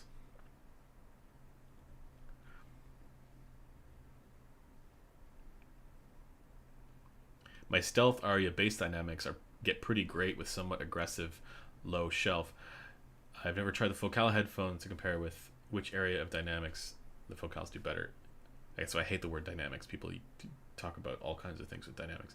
But for the quality that I think you mean, actually, yeah, it's. I actually found that the stealth aria does have this quality better than the V2.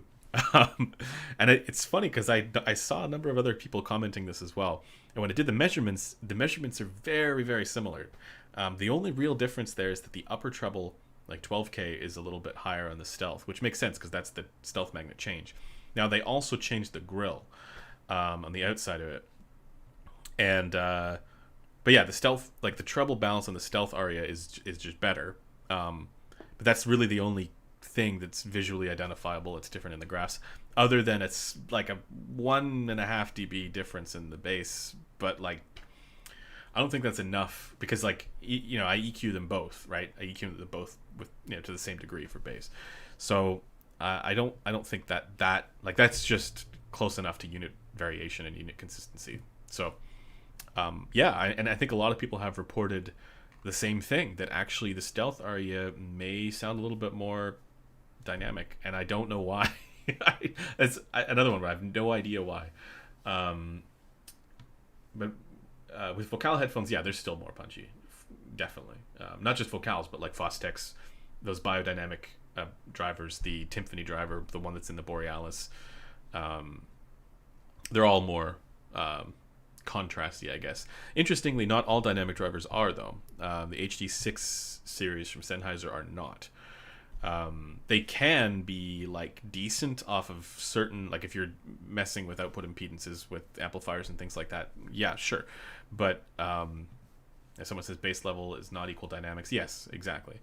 Yeah, so those Sennheisers, they're typically in most conditions not all that contrasty. They're fine, but they're not on the level of like the Fostex, like those TH6 and TH9 stuff, and also ZMF is another one where many of them are very contrasty. So I like the word contrast for this stuff because it's not a quality that's uniquely associated with bass level. And I think it's been proven at this point. Like I've done enough testing of headphones. The Aeon X Open is massively boosted in the upper bass, or mid bass and upper bass, where people thought this quality was, and it's one of the most compressed sounding headphones that I've come across. So, if for that quality, like not like compressed is a word that people are like, oh, I don't like that, because it doesn't sound compressed in the frequency response sense, but it sounds like that in a lack of contrast sense.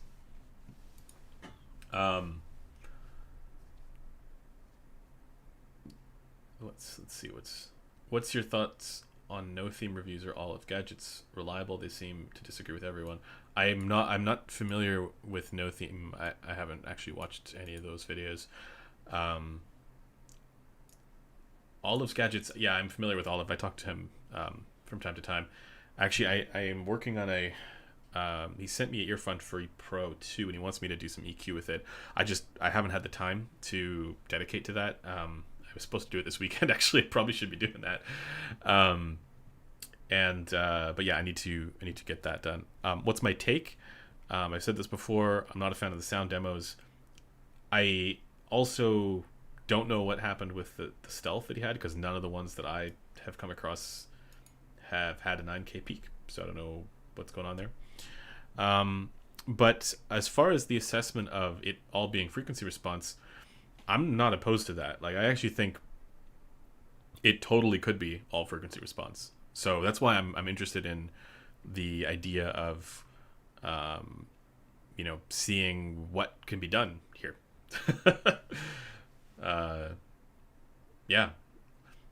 Like, a good example would be like the Focal Utopia. There is a sense in which, as much as a beryllium driver is different from an aluminum magnesium driver, and those two headphones do sound different, there's a sense in which, if you look at the frequency response, that difference could be related more to the frequency response than anything else.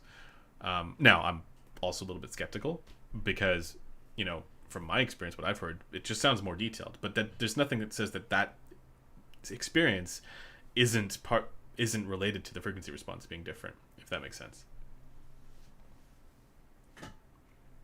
Isn't macrodynamics the correct term? Uh, there is no such thing as a correct term for this stuff because it's all made up. That was the point of that tier list video. But yes, if you're basing it off of what the way that those terms were used historically in audio, and also through a number of headphone websites and forums, macrodynamics is what I'm talking about. But I don't like using the term dynamics because then people will come and be like, oh, but isn't that just like bass and treble? No, it's not what we're talking about. Oh, but isn't it just dynamic range? Also, no, it's not what we're talking about. And then other people still will use it to mean, detail or things that I'm talking about with detail, right? So, yeah, the terms they don't mean anything. They're there's agreement. I will agree with other reviewers like Kryn and on their tonal technical dichotomy, and I use similar words because I guess that's sort of the canon of audiophile terms, I suppose. But like, just because I use it to mean a certain quality doesn't mean that somebody else isn't going to use it to mean something completely different, or can't use it to mean something completely different. And that's really the problem. So I can't say, no, dynamics means this, right? It's just not what I'm talking about when I'm saying that word. And so that's why I'm trying to be a little bit more specific with language.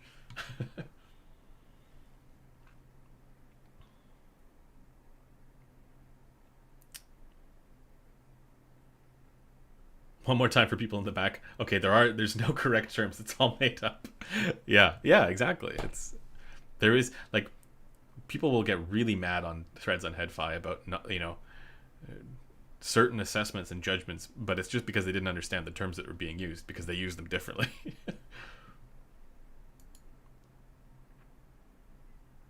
Let's see.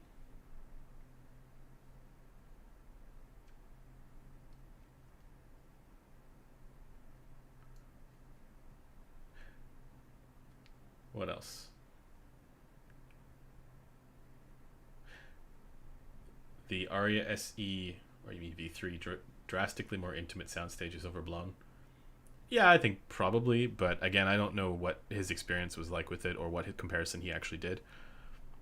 That's what we talked about in the last live stream with sort of narrative inertia, where a narrative gets set and then people will listen for that quality, and it's like confirmation bias. It does the same thing. But it's impossible to tell. Like, I actually have a headphone here that I can't show you guys, but I'm evaluating it, trying to figure out why the soundstage sounds like a little bit like 3 blobby, I guess. I'm trying to figure that out. And it's one that you can pad swap and stuff like that. And so I'm trying to change the pads, change the angle, change all this stuff, and I can't find any coupling reason why that is a different perception. And obviously it's related to frequency response as well. You can create a dip there somewhere around 1.5K, 1 to 1.5K, somewhere in that range, and you can kind of give that sense of spatial perception, kind of like the HD100S. But even doing that didn't really change that. It didn't change that either. So I don't know what the answer is to some of these questions. And I'm trying to figure it out, but again, there's too many counterexamples. I'm trying to be able to come up with it has to do with the driver angle. No, there are counterexamples. The Focal headphones, they have an angled driver, and yet they're not particularly spacious or wide. Maybe because they have a 1.5K bump, right? So there's just too many variables to be able to predict this, I guess. I think you just have to yes, I'm trying to get to the answer, trying to figure out what it actually is and get to the bottom of it. But in the meantime, I think we can only really just base it on what the evaluations are. Just listen to it and get a sense. But I don't think there's anything predictive of those qualities yet in frequency response. It doesn't mean it's not in frequency response. It's just not predictive yet. Sorry, that's another rant.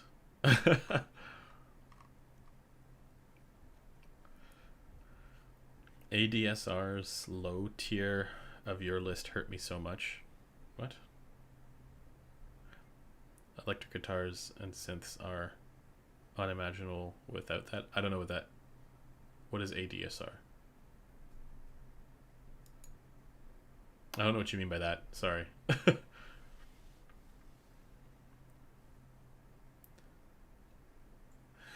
Also, like I mean that the ranking list or ranking that I put together, um, it's not. I specifically set it up so that it's not based on what, like, just on sound quality, right? Because, well, again, it's difficult to do that because there are so many different qualities that people could index more or less for. So it's difficult for me to say across the board, the ones at the top are going to sound better than the ones in the middle, right? I think they'll sound better than the ones that are at the very bottom, sure. But because at the bottom there are ones where, like, the Drop Panda and, like, the I can't remember, Cascade and stuff like that, where it's like I don't see a situation where that sounds good at all. But there are, among the different tiers there are just so many different variables and different things that people can index more or less for. So I made it specifically a ranking of things that I personally cared about and reasons why I would personally buy one of those at a given price point. So, Attack, Decay, Sustain, Release. Oh, on the tier list. I thought you meant on the ranking. Gotcha. Yeah, I don't really like. I should have even put Attack and Decay and Transient Response even lower. It's not that those terms, or it's not that those qualities are less important than other qualities. I think that's basically the most important stuff there is. The qualities that those are meant to describe. I just don't think that those terms do a very good job of communicating exactly what's meant by them. So it wasn't an audiophile experience tier list. It was a term tier list, which was meant to rank the usefulness of those terms and their applicableness to what they're intended to describe. And for that, I don't think that those terms do a very good job.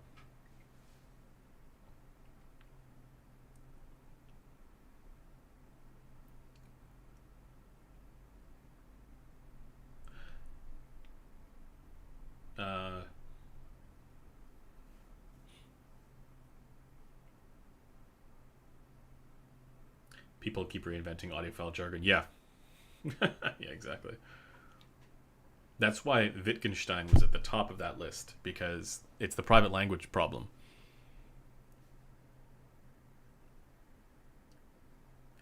Would you say the AudioQuest Night Owls have decent macro dynamics? Not really.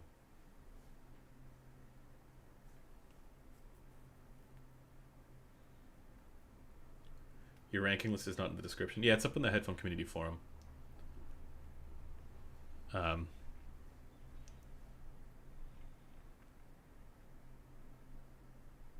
it's also like it's evolving over time, so.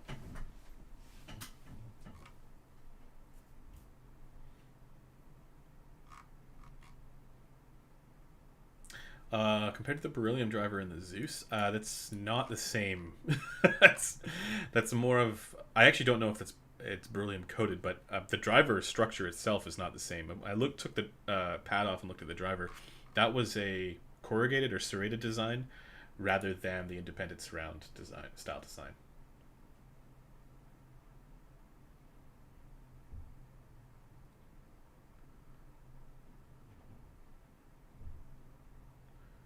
Have you ever heard the Felix Euphoria? Any thoughts? I have. I think it's going to work great with certain types of headphones, but not all.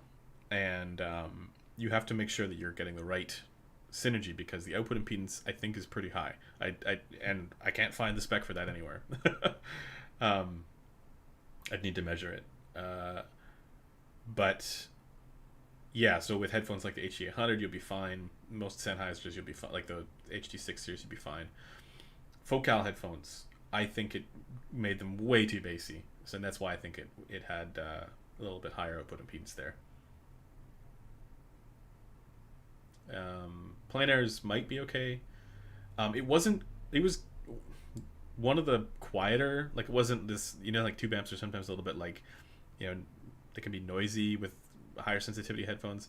It was surprisingly good on that front. Didn't have any issues with that. But it also wasn't as tubey as some of the amps and sound stuff. So if you want really tubey kind of sound, then I think the amps and sound stuff is, well, it's just more. The Euphoria was a little. It was good, but it was a little more subtle, if that makes sense. Review the Mark Levinson ANC headphone coming. Eventually. Yeah. That's an interesting one. That's all I'll say on that for now.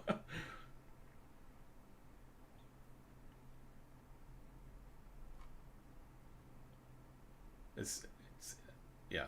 I'm not sure if they've. I don't know where they're at on that one for like the release window for like production units. I'm not sure.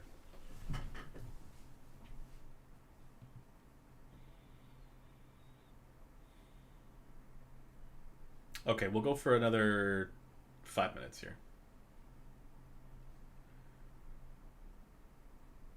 Should make an agreed upon glossary of terms with other reviewers.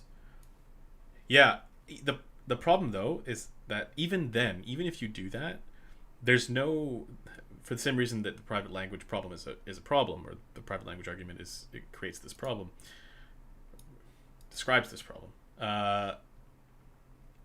Even if we came up with a glossary of terms, there's nothing that would say that my description of dynamics, for example, is going to mean the same thing for the experience that I have of that quality when I'm listening to headphones that other people are going to, right? So there's a disconnect between what a perceptual experience is and what is meant by the description to apply to our experiences that we each have, and then those, being transferable to the other person, right?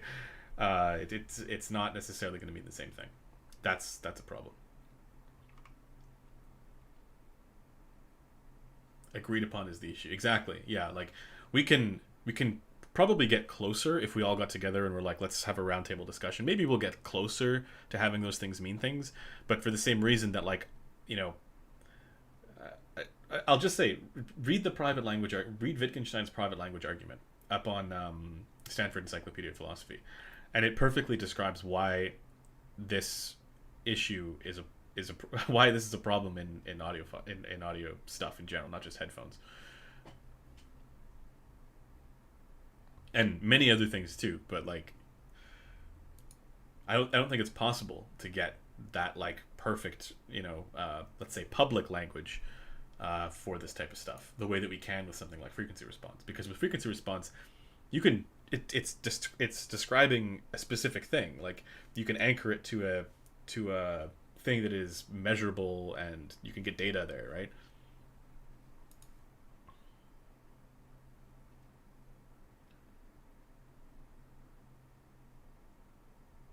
um,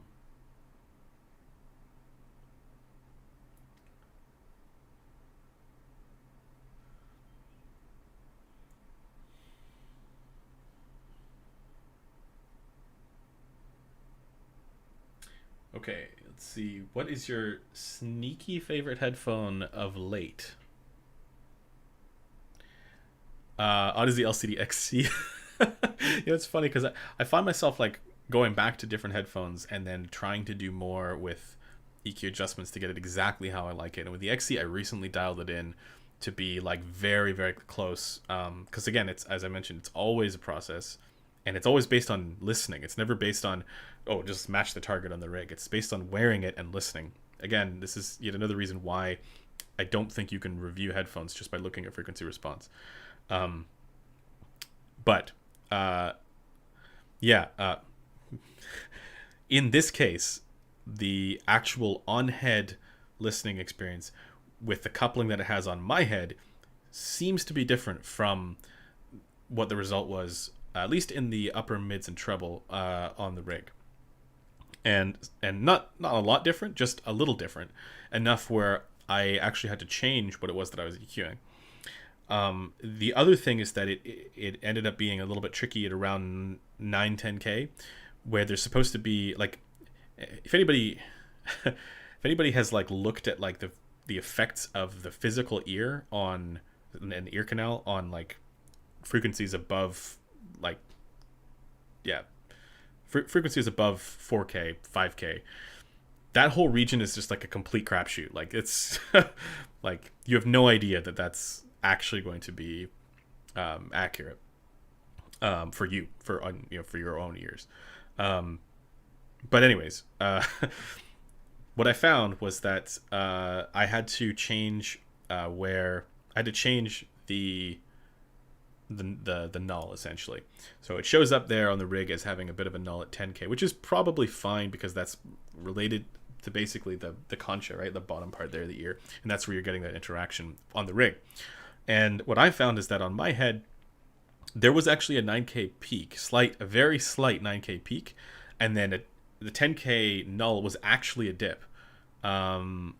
So the null sort of confounded that issue. So I had to change my EQ to reflect that and drop the 9K, drop 9K a little bit. Now the problem here though is that I made that change, and I also got rid of the reduction at 5.6K because I realized that reduction was actually throwing off the rest of the treble by a lot. And I changed that after I made those changes in the treble. It sounded way better. It sounded so much more like, I don't know, correct to what stuff is supposed to sound like. And but the problem with that is that that's not going to necessarily be the same on everybody else's head. And I think more so probably because of the coupling than drastic differences in ear shape, because most people's ears are generally, I mean, as much as there's differences, right? Like, and there can be pretty significant ones. The biggest contributors to ear gain are not going to be that different from one another. Well, I shouldn't say that, because on the extremes they probably could be, but like on average, I'd imagine that they're pretty similar. So I think more than that, you probably have a difference in coupling, because the contours to the side of the head are, they're different from an ear and cheek simulator. And I can't, it's impossible to predict what that coupling would be on every person's head. And so that's why I tell people to hedge against using EQ profiles, even though I make EQ profiles, I know, but those are just meant to be starting points, and you still have to like listen for, and mess around with sliders and make sure you see like, or make sure you listen for, whether or not there's a 9K peak or a 10K dip or whatever, right? In this case, that was the case. So you have to kind of do this on your own. And I know that's not helpful. People want easy answers. And for that reason, I think it is worth evaluating frequency response, and tonal balance without EQ. Because it is better if you don't have to mess with that. One more question, guys. One more.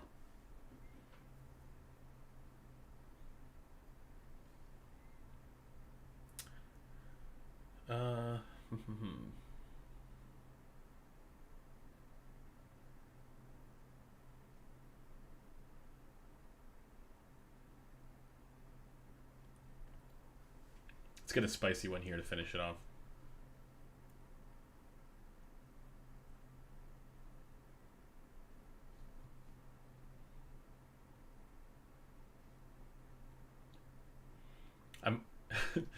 People sometimes say, "How could you evaluate a headphone while wearing a hat and glasses?" I only wear them. It's part of the like. I don't want to have to mess with my hair. I haven't got a haircut in a while, and I'm wearing glasses because I have to wear glasses. Like, if I'm listening to headphones for evaluative purposes, I'm not wearing a hat. Come on, let's see. You have a 9K dip in your XC 2021. Yeah, so that's what I'm saying is like you kind of have to listen for yourself, right? And see where that is. There on all headphones there should be, at least with the when they're measured with the anthropometric pinna, there should be a 9K dip because that's the concha interaction, somewhere around 9K. But my point is more that like it looks on the rig like it's shifted towards 10K, which is technically fine.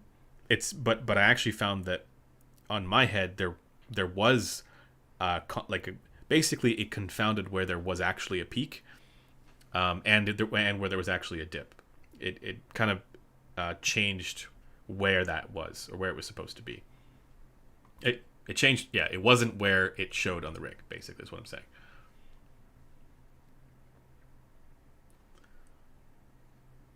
Okay, let's see. All right, what will you do if DMS comes at you with a gun at the next Can Jam? I will probably review the Diana TC in the most glowing fashion possible. I'm just kidding. I'm just kidding. I know he likes that headphone, obviously. Cut your own hair, it's easy. Yeah, okay. Yeah.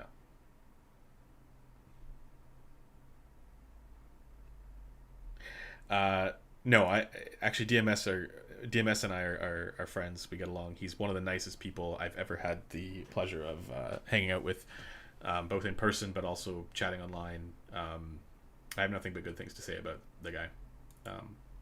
So I don't think he would come at me with a gun.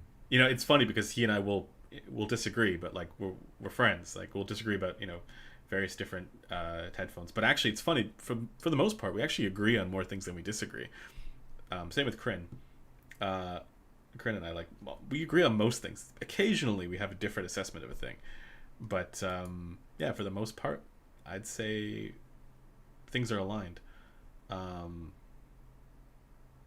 Like DMS on the gold planar GL, I can't remember the number, and then DMS on the Sandy Peacock.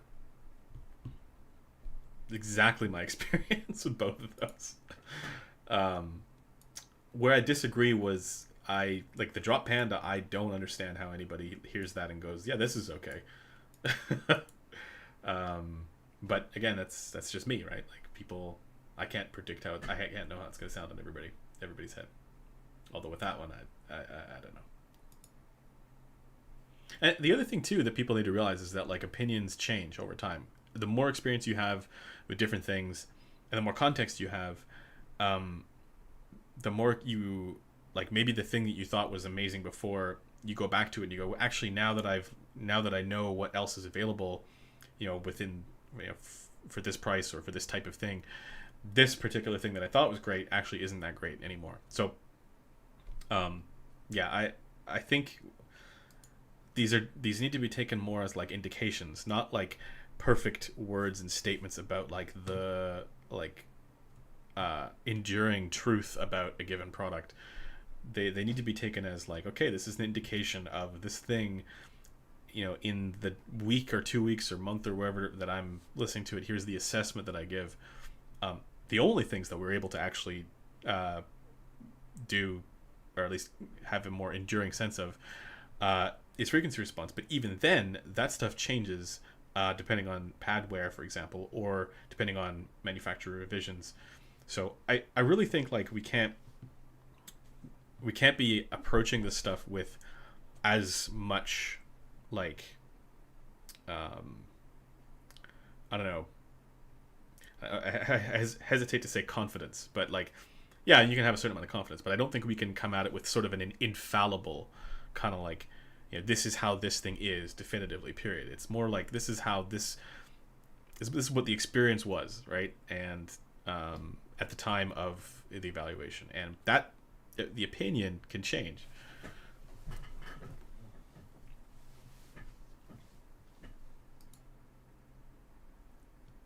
Has your opinion on the Allegia changed? Not really. I mean, there was one that even early on I said I would EQ it, and so yeah, I think it's one that needs EQ. But with EQ, it sounds good.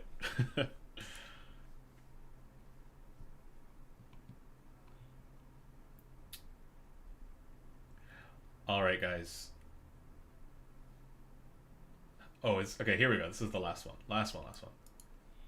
What do you feel is an appropriate amount of time to put towards a headphone review, or first impressions not to be underestimated? First impressions, I don't think count for all that much. I think that you need to put at least 2 weeks in to be able to feel confident about the evaluation, and that's including measurements, because you can so speaking as someone who does measurements a lot, there are some headphones where it takes like a day to do to do all the measurements that you want to do and be confident about those measurements and their accuracy. And so this is why I disagree with Amir's process for the way he does measurements, where he'll just put it on, take one measurement on, and be done.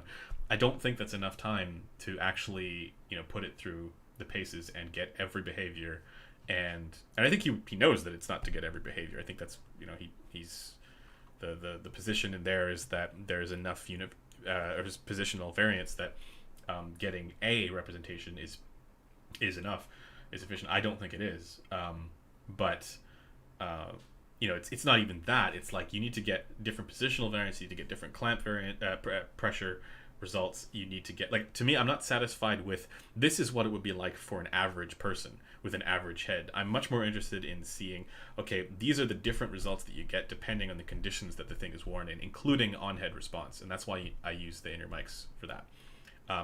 Or, for example, breaking the seal on a planar magnetic headphone that's meant to be sealed here. When you break the seal, you get a sense of what the behavior is like. That might be actually very important for people who wear glasses that have thick arms, for example. Those are the types of things that I think really matter.